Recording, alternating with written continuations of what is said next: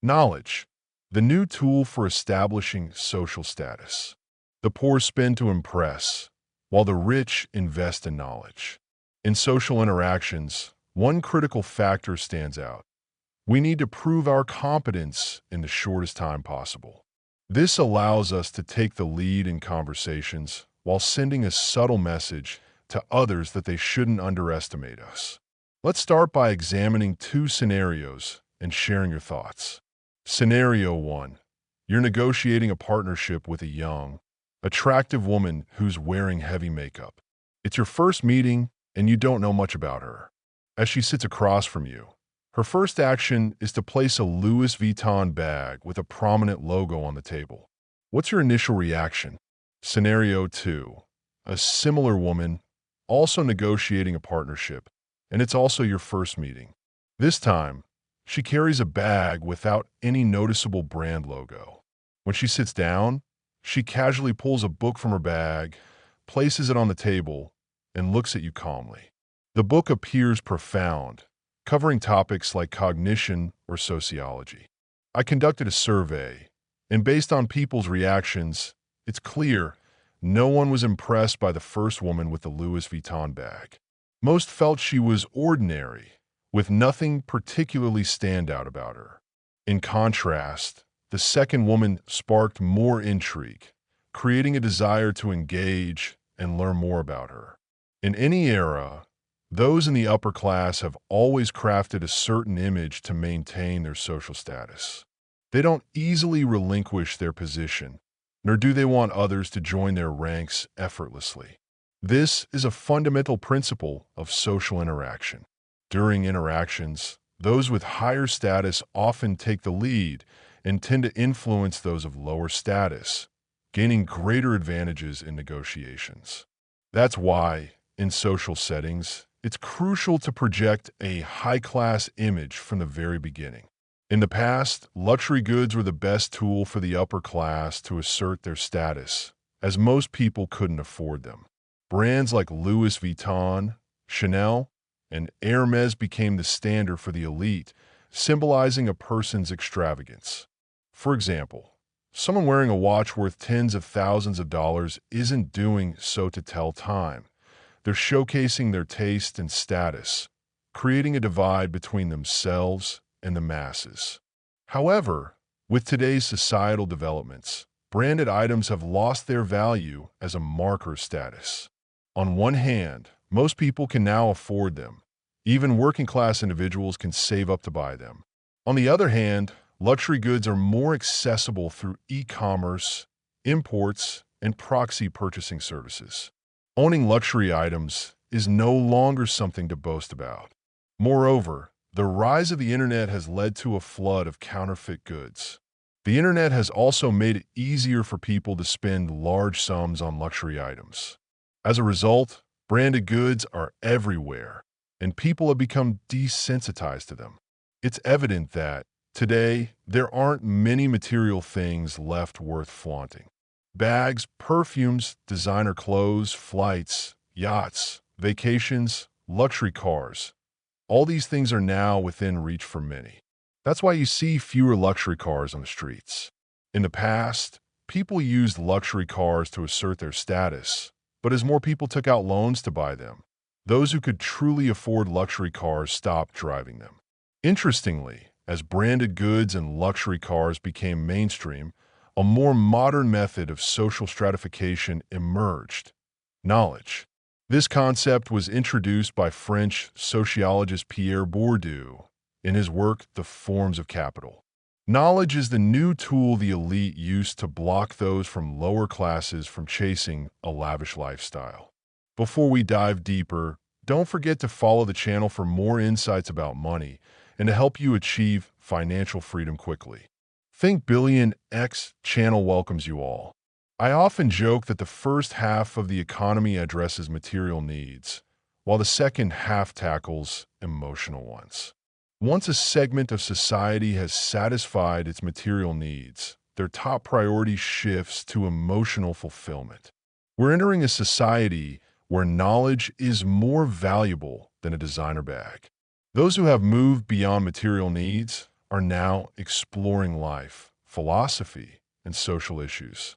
A few years ago, the renowned American magazine The Atlantic published an article stating that while the lower income class spends money on visible things like designer bags, clothes, and electronics, the majority of the upper income classes spending goes toward things others can't see, such as fitness, master's degrees, and knowledge-based courses.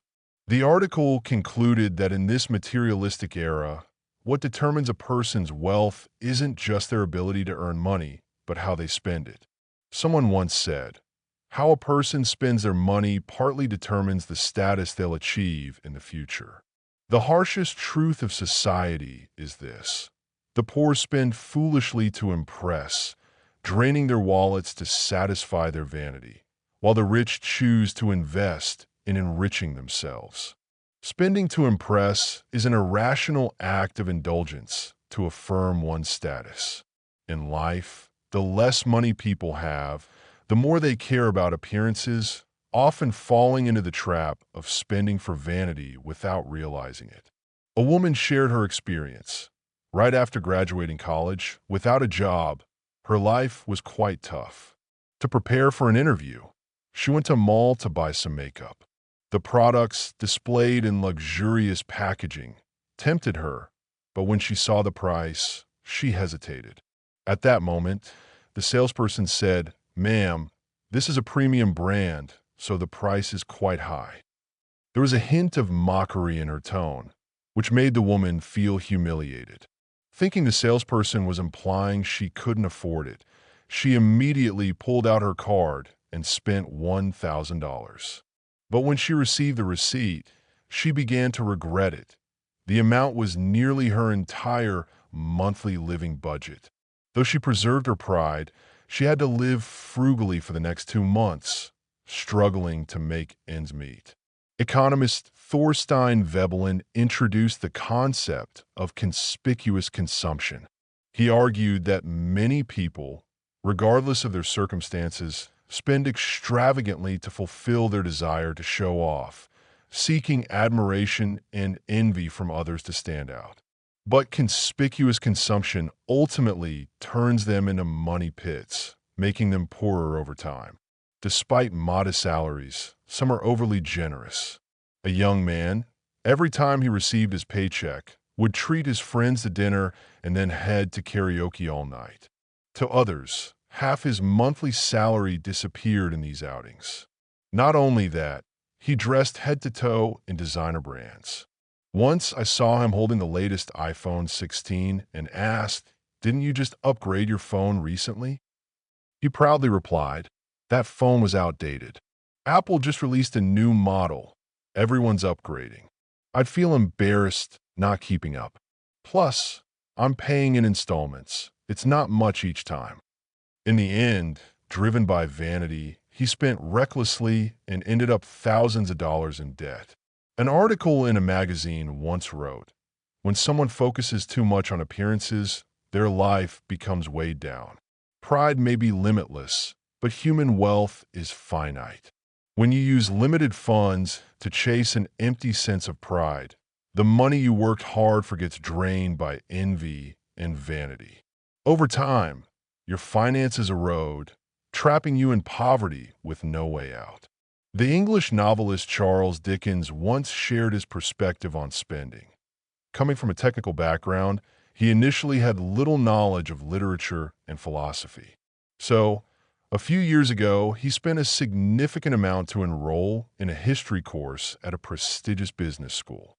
During that time, he also attended classes by several renowned professors.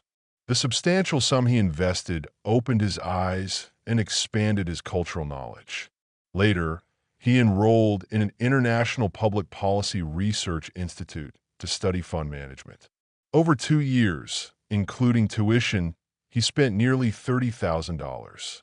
These investments became valuable knowledge, helping him grow and start his own business alongside his writing career. Those who understand the value of spending wisely for their future and are willing to invest in personal growth for long-term benefits can reach success up to 10 years earlier. In this world, Money can be a good servant, but a terrible master. Only by treating money as a tool to serve you and enhance your value can you live true to your worth. Mark Zuckerberg wears a t-shirt and jeans year-round, rarely spending on material desires, and his favorite place is the gym, where he pays a high salary for a personal trainer to keep him fit. Bill Gates drove his old car for years, but never missed an issue of The Economist. Each year, he spends money subscribing to numerous magazines to stay updated with information. It's these investments in themselves that have allowed their wealth to grow steadily, like a snowball rolling downhill. A line from the book Confessions of a Shopaholic reads, "Those who know how to spend also know how to invest in themselves." True investment in yourself isn't about spending on things that show your current worth. It's about spending on what creates new value. Use your money to improve your job skills. You'll work more effectively and open more opportunities. Use money to read and learn. You'll gain more knowledge and broaden your perspective. Learn to spend on things that truly matter. Investing in education and knowledge is investing in your future. An economic article on spending habits noted, "What you need to do is spend efficiently, not wastefully." Wasteful spending is buying things that start losing value the moment you purchase them, like designer clothes or phones. In contrast, efficient spending involves economic actions that can generate returns. In this world, spending to enhance your personal value is always the most efficient way to spend. I know a man who, due to poverty, had to drop out of school early to make a living. He started by washing dishes, cleaning, and waiting tables in a restaurant, earning $150 a month. While many workers like him saved every penny, he craved books. So he skipped snacks to buy used books. 2 years later, he used his modest savings to enroll in an adult college entrance exam. After graduating, he got a job at a major hotel, and with his education and skills, he was quickly promoted. Now, he's a senior manager with a much higher salary and benefits than before. Financier Li Ka-shing once said, "Money isn't for hoarding, it's for using." Spend on things that help you grow, and you'll reap significant returns and rewards. Sometimes, where you spend your money determines where the benefits arise. If you spend on appearances, you'll only get fleeting satisfaction but endure long-term pain from financial depletion. Conversely, spending on real value helps you grow continuously. Your spending habits reflect your social class. By spending on self-improvement and constantly increasing your value, you'll live a life that shines brighter each day. In economics, there's a concept called consumption upgrading. It refers to making rational spending choices and balancing your spending structure, which contributes to economic prosperity. For individuals, upgrading your spending mindset will determine whether your future is one of wealth or poverty. Abandon spending for vanity and allocate more money toward investing in yourself, expanding your knowledge, developing professional skills, and you'll become a more valuable version of yourself in the future. However, there's a prerequisite. You can only talk about emotional fulfillment once you've addressed your material needs. Modern social stratification, knowledge as the key. Let's look at how social classes are divided in the US today. Imagine, at a casual meetup, you get the chance to chat with two young women. One carries an ordinary-looking bag, but is deeply engaged in national and societal issues, even carrying a book titled The Fate of America. Meanwhile, the second woman holds a designer bag, but her interests revolve around entertainment gossip and daily indulgences. Clearly, the first woman belongs to a higher class and likely has a much higher income than the second. A person's financial status shapes the issues they care about. Their level of awareness influences the topics they discuss. A person's position is evident in how they spend money and converse. This is what's known as knowledge. In future social interactions, the books you bring up, the topics you discuss, and the perspectives you share all serve as signals of who you are. Only those on the same level can recognize these signals and connect with you. What defines our status in this era is no longer a simple designer bag or tangible items. Tangible things can easily be copied, but intangible ones are much harder to replicate. That said, effective communication still requires skill. For example, next time, try placing your favorite book on the table. Of course, this doesn't mean you have to read it cover to cover. Just carrying it with you can elevate your presence and energy. Books are the best tool for communication and the most powerful way to enhance your aura and energy. Nothing compares. In every era, the wealthy always carry some marker to maintain their social status. They can't detach from this class, but they also don't want others to join easily. The age of invisible consumption, the new distinction of the elite. Recently, a post on American social media went viral, garnering over 100,000 views, titled, "The Era of Conspicuous Consumption is Over. Now is the age of invisible consumption." The post stated that America's elite no longer use luxury goods to show off. They found a more sophisticated way to display their status. It quoted economist Thorstein Veblen on conspicuous consumption, explaining that people use material consumption as a measure of status and identity. For instance, using silver utensils was once a symbol of the European upper class, while owning a yacht or a smart security villa was the standard for wealthy Western socialites.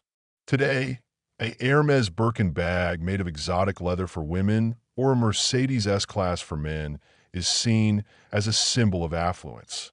A Birkin bag in the closet or an S680 in the garage send a message: I am wealthy.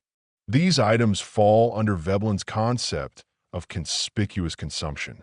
But why do people now say the age of showing off has ended in the US? It's all due to large-scale manufacturing in the 20th century. Production moved overseas, especially to China, making once-rare luxury goods widely accessible. In the US, discounted Gucci bags or Ferragamo shoes pile up on shelves like everyday items. At outlet stores, you'll find designer goods at very affordable prices. American college students can buy an iPhone without taking out loans. Not because they're richer, but because Apple offers installment plans. Just a $299 down payment and $40 a month to own the latest iPhone. Not only iPhones, but luxury cars worth hundreds of thousands of dollars can also be leased with installment plans, making them more accessible to the average person. A friend of mine in the US leased a Range Rover after a $2,000 down payment. He pays $800 a month for 3 years, after which he can either pay $50,000 to own the car or return it to the dealership. This is a sign of mass consumption. However, mass consumption has eroded the exclusivity of social class markers.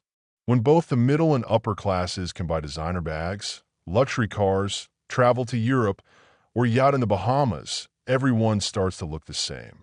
The upper class then began to feel uneasy, needing new ways to maintain their distinction. Before we explore the elite's new methods, let's clarify: who exactly are the upper class at the top of society? According to a 2007 New York Times survey, to join the top 1% of the wealthiest in the US, you need an annual income of at least $380,000. In terms of assets, you need at least $8 million. Per 2015 Business Insider data, to be in the top 1% in New York, you need an annual income of $600,000. In San Francisco, $550,000.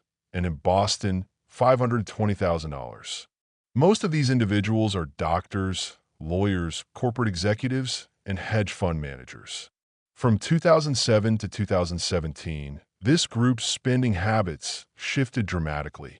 Data shows the U.S. upper class reduced spending on material goods, while the middle class maintained steady consumption levels. So, where does the elite spend their money? They invest in areas we don't easily see, such as education. The top 1% typically allocate 6% of their annual household income to education, compared to just 1% for the middle class. Since 1996, education spending by the top 1% of families has risen 3.5 times, while middle-class spending has remained unchanged. The average tuition for a private elementary school in the U.S. is about $10,000 a year, and for a private high school, it's $15,000. These costs exceed those of many expensive designer bags today. Clearly, investing in education isn't about conspicuous consumption or even material spending. It's invisible long-term spending, but it's costly and out of reach for the middle class. Children of the upper class and children of middle-class families may not seem very different in the classroom. But outside of class, the differences are stark. Upper-class children often have private tutors, travel with their families, and participate in diverse extracurricular activities. These experiences are as valuable as formal education. For example, a prestigious high school in an affluent area of North Carolina boasts 3 indoor sports facilities, a theater, a pool, tennis courts, a football field, and a baseball field.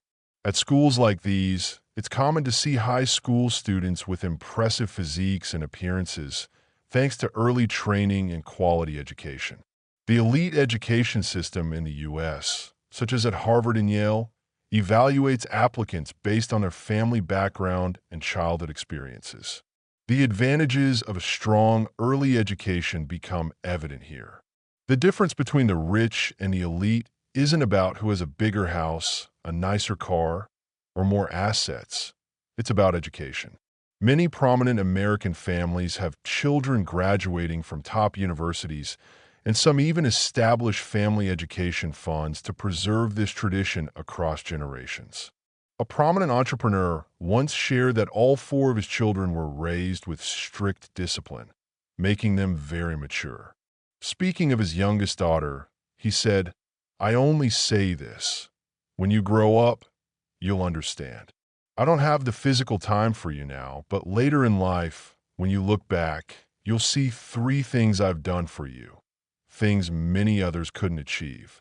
First, I've given you a launch pad, unlike my own grueling startup journey. Second, I've taught you to have big ambitions beyond the ordinary. You must have that vision. Third, and most importantly, I'll be your pride in the future." Another billionaire shared. His daughter told him her friends often said, "Your dad didn't need college to get rich like Bill Gates." But they don't realize that opportunities often come to those who study seriously. All 3 of his children now study and work abroad. He explained that he wanted them to study overseas, not just for the better educational environment, but to foster independence and avoid the label of billionaire's kid. We often hear people lament that joining the elite is incredibly hard. But as long as the social pyramid still has room for those who strive, opportunities remain. In recent years, TikTok has become hugely popular. Many TikTok influencers have made fortunes online. Some of them didn't pursue much education or come from modest families, but with their earnings, they've shopped and transformed into glamorous figures, seemingly joining the elite. But have they truly advanced in the way they present themselves? I once heard about a female streamer who used all the money she earned from live streaming to study abroad in the UK. In my view, she's the most likely to advance socially among them because she understands the real gap between social classes. A successful father once said of his daughter, "I don't want my daughter to just be successful." What is success? It's just earning money and letting the world know. Perhaps the true essence of quality education isn't teaching you how to succeed and reach the top, but how to stay true to your passions. So in that field, you can fulfill your personal ideals while creating value for others. Of course, those who achieve this level are already successful. The more capable someone is, the harder they work because they're surrounded by like-minded people. Meanwhile, Those without motivation often become lazy. Living with a narrow perspective, where everyone seems the same, with no noticeable differences, makes them believe their lives are already fine. Thus, the truth about the world is both harsh and inspiring. No matter where you are, those wealthier than us are still striving day after day. Due to time constraints, I'll end the video here. I share free knowledge on how to become wealthy, an entrepreneur, an investor, and achieve financial freedom. If you don't want to miss out, please follow my channel, turn on notifications, and share this video freely. I sincerely wish everyone who liked this video achieves financial freedom soon. As long as you find one or two helpful quotes in this video that improve your life, I'm already fulfilled.